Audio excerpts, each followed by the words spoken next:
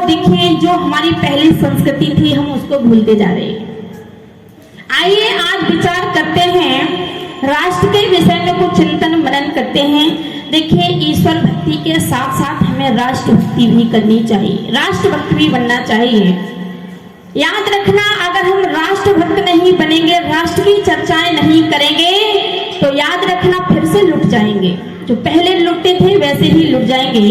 अगर किसी व्यक्ति से आप कहो कि भाई यहाँ पर बैठ करके ईश्वर की भक्ति कर और कच्चे धागे से तलवार ऊपर लटका दो और उससे कहो यहाँ बैठ करके भक्ति कर, तो बोल दो जरा ध्यान उसका भक्ति में लगेगा या तलवार में लगेगा?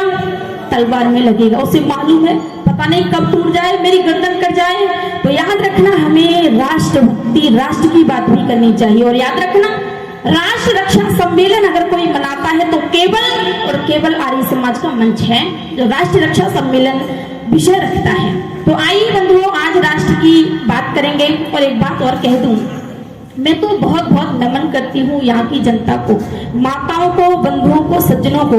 याद रखना शहरों में कार्यक्रम होते हैं तो कहीं कहीं मैंने देखा है, बड़ी बड़ी समाजों में मैंने देखा है घर से बाहर नहीं निकलते लोग अच्छी बातें सुनने के लिए, जब से ये मोबाइल टेलीविजन चले हैं। लेकिन निवेदन कर दूं बंधुओं, नमन करती हूँ यहाँ की माताओं को, सज्जनों को, आप अपने घर से बाहर निकल करके आए ऐसे विद्वानों के विचारों को सुन करके। और एक बात और बता दूं माताओं, बंधुओं, ये आर्य समाज का जो कार्यक्रम है ना, ये वही लोग कराते हैं जिनके दिल दिमाग में इस देश की ठेस होती है, इस समाज की ठेस होती है, वही लोग आर्य समाज के कार्यक्रम कराते हैं। और आर्य समाज के कार्यक्रम सुनने के लिए भी वही लोग आते हैं। तो निवेदन कर दूं बंधुओं, आइए आज विचार करते हैं कि भारतवर्ष विश्व गुरु था और है, रहेगा। लेकिन कभी सोने की चिड़िया इस देश को कहा करते थे। इस देश के अंदर धर्म कर्म संस्कृति का प्रबल प्रभाव रहा। हमने सारी दुनिया को यही सिखाया, माता पिता की सेवा, गुरु भक्ति, भाई भाई में प्यार। लेकिन दुर्भाग्य है कि आज भाई का भाई दुश्मन बना बैठा है। माता पिता की सेवा का भाव सपना सा दिखाई दे रहा है, गुरु भक्ति की बात तो खरगोश के सींग के समान है। नहीं रही वो सभ्यता जो पहले हुआ करती थी। याद रखना विदेश में लोग पढ़ करके जाते थे, विदेशी लोग यहाँ से पढ़ करके जाते थे और अपने देशों में आपस में बातचीत करते थे, भाई आपने शिक्षा कहाँ से प्राप्त की? तो यह कहने में बड़ा गौरव महसूस करते थे कि हमने भारत से शिक्षा प्राप्त की। ऐसा गौरवमयी भारतवर्ष था। लेकिन इस भारतवर्ष की संस्कृति जो थी किसने नष्ट भ्रष्ट कर दी? तो आइए इस पर आज विचार करते हैं। देखिए जिस समय हमारे इस देश के अंदर मैकोले नाम का एक व्यक्ति आया था और वहां यहाँ पर आकर के उस व्यक्ति ने अपने पिता को चिट्ठी लिखी, यहाँ का माहौल देखा, वातावरण देखा, यहाँ की संस्कृति देखी, तो वह अपने पिता को चिट्ठी लिखता है और कहता है पिताजी मुझे भारत की संस्कृति नष्ट और भ्रष्ट करनी है। वो जानता था इस बात को कि भारत की संस्कृति, भारत की शिक्षण पद्धति दुनिया से एक अच्छी पद्धति है।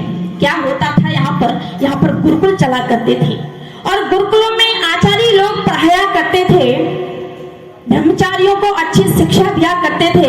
25 वर्ष तक ब्रह्मचारी विद्या ग्रहण किया करता था और वही विद्या ग्रहण करके जब घरों में जाया करता था, नगरों गांव में जाया करता था, गृहस्थों में जाया करता था, तो वही विद्या गृहस्थों में भी दिया करता था। यही विद्या से संस्कृति बना करती थी। और याद रखना बंधुओं, मैकोले ने क्या किया? मैकोले ने एक कानून बना दिया, इंडियन एजुकेशन एक्ट। और उसने ये कानून बना दिया कि जो संस्कृति के माध्यम से गुरुकुल चल रहे हैं वो नहीं चलेंगे। कौन से गुरुकुल चले? स्कूल चलेंगे, गवर्नमेंट स्कूल चलेंगे। और जो संस्कृति के माध्यम से गुरुकुल चल रहे हैं सरकार उनको मान्यता नहीं देगी। मान्यता किसको देगी? जो गवर्नमेंट स्कूल होंगे उनको सरकार मान्यता देगी। ये कानून बना दिया। और याद रखना जब ये कानून बन गया और जो गुरुकुल खोले जाते थे, आचार्य लोग पढ़ाने जाते थे गुरुकुलों में, उनका क्या किया जाता था? आचार्य लोगों को डंडे से पीटा जाता था, जेल में बंद कर दिया जाता था और ब्रह्मचारियों की उंगलियां काट दी जाती थी। ऐसा माहौल बनने लगा और धीरे धीरे गुरुकुल समूल नष्ट होने लगे। जब नष्ट होने लगे, गवर्नमेंट स्कूल चलने लगे, तो याद रखना फिर मैकोले अपने पिता को चिट्ठी लिखता है और कहता है पिताजी जिस काम करने के लिए मैं भारतवर्ष में आया था वो काम मेरा पूरा हो गया। और सुनो पिताजी, जितने भारतवर्ष के नौजवान हैं वो गवर्नमेंट स्कूलों में पढ़ेंगे। अब गुरुकुल तो मैंने बंद कर दिए, गवर्नमेंट स्कूलों में पढ़ेंगे तो शरीर से केवल भारतीय होंगे, दिमाग से वो अंग्रेज होंगे। वो कहता है पहली गाली वो अपने माता पिता को देंगे, भारतवर्ष को देंगे। जब गवर्नमेंट स्कूलों में पढ़ेंगे तो क्या करेंगे? पिता को कहेंगे डैडी, डैड माने आप जानते हैं डेड बॉडी। पिता को कहेंगे डैडी और माँ को कहेंगे मम्मी, और आज तो मम्मी भी नहीं। याद रखना, वो कहता है मैं बोले पिताजी, वो अपनी माँ से मम्मी कहेंगे, मम्मी माने मरी हुई। याद रखना, मैकोले कहता है पिताजी मैंने सब कानून बना दिया और मैंने ये जो व्यवस्था थी संस्कृति के माध्यम से बिल्कुल नष्ट भ्रष्ट कर दी। और याद रखना बंधुओं, आज ना तो मैकोले है ना मैकोले का बाप है, वो मर गया, लेकिन हमारी गया विचार, आज विचार दे गए। निवेदन कर दूं बंधुओं, आज हम जो बहनें छोटी छोटी बच्चियां थी ना, तो वो कितने अच्छे मंत्र बोल रही थी। याद रखना, ऐसे ही संस्कृति मेरे देश में थी। 12 देश मेरा महान फिर भी आज भी है। कितने लोगों ने इस देश को लूटा, डच आए, मुगल आए, तुगल आए, फ्रांसीसी आए, डच आए और उनके पीछे पीछे अंग्रेज चले आए।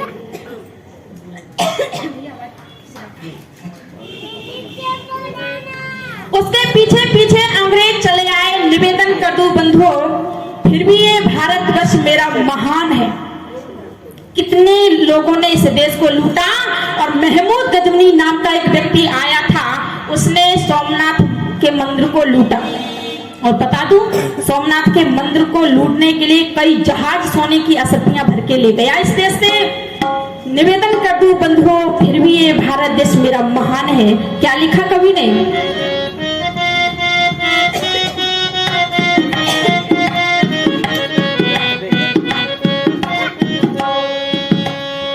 पतन के बाद भी आज भी जग सारा कहता है ये भारत प्यारा।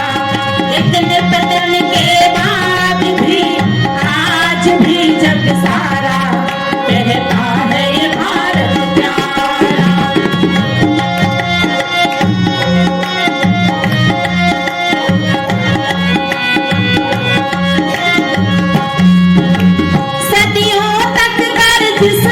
जिसका सदियों तक घर जिसका डूबा रहा सितारा। इतने पतन के बाद भी आज भी जग सारा कहता है ये भारत प्यारा। इतने पतन के बाद भी आज भी जग सारा कहता है ये भारत प्यारा।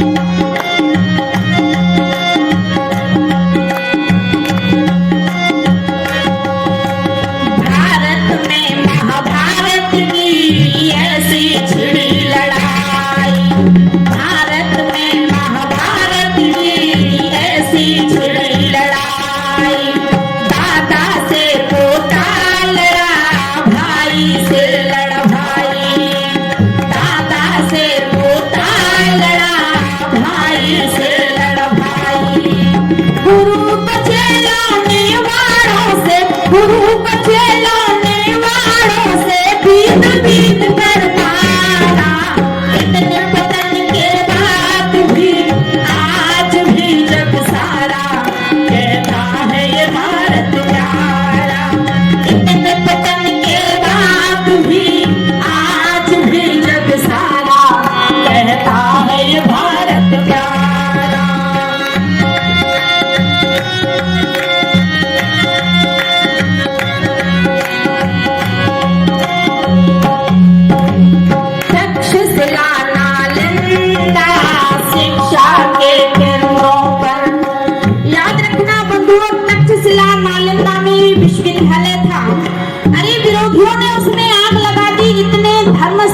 काफी पुस्तकें रखी थी।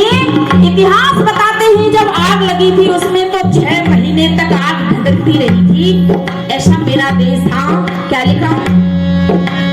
तक्षशिला नालंदा शिक्षा के केंद्रों पर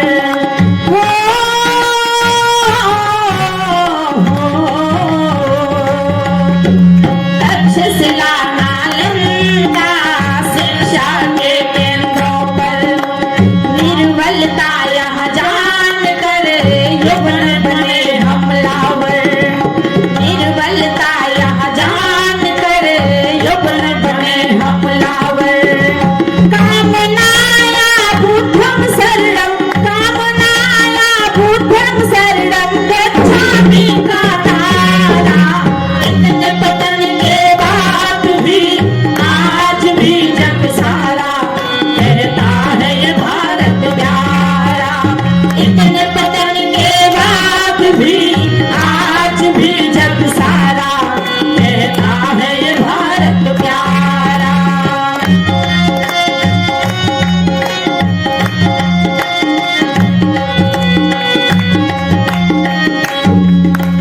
दिन दिन गिरते ही गए हम तो नीचे शिखर से।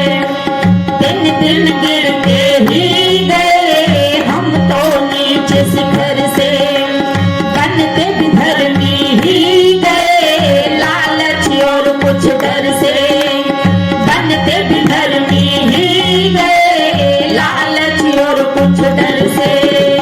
सदियों बाद प्रताप शिवा ने सदियों बाद प्रताप शिवा ने केरत को ललकारा। इतने पतन के बाद भी आज भी जग सारा कहता है ये भारत प्यारा। इतने पतन के बाद भी आज भी जग सारा कहता है ये भारत प्यारा।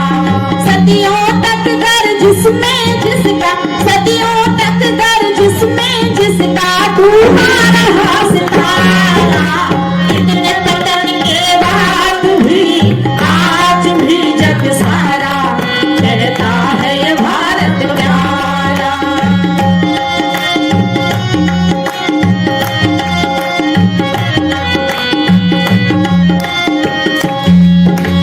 यौवन गए अंग्रेजों ने तब तो ताज संभाला।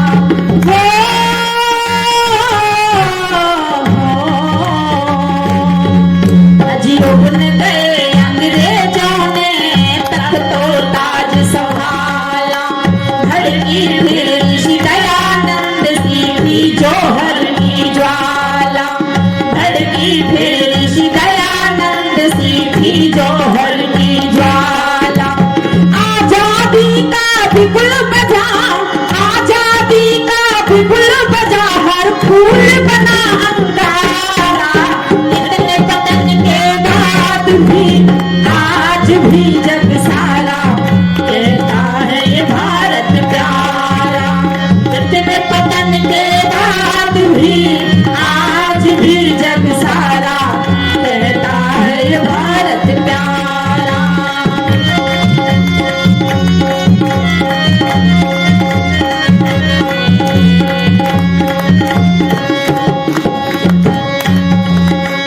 ऋषि की एक हुंकार से सोए सिंह जगे थे।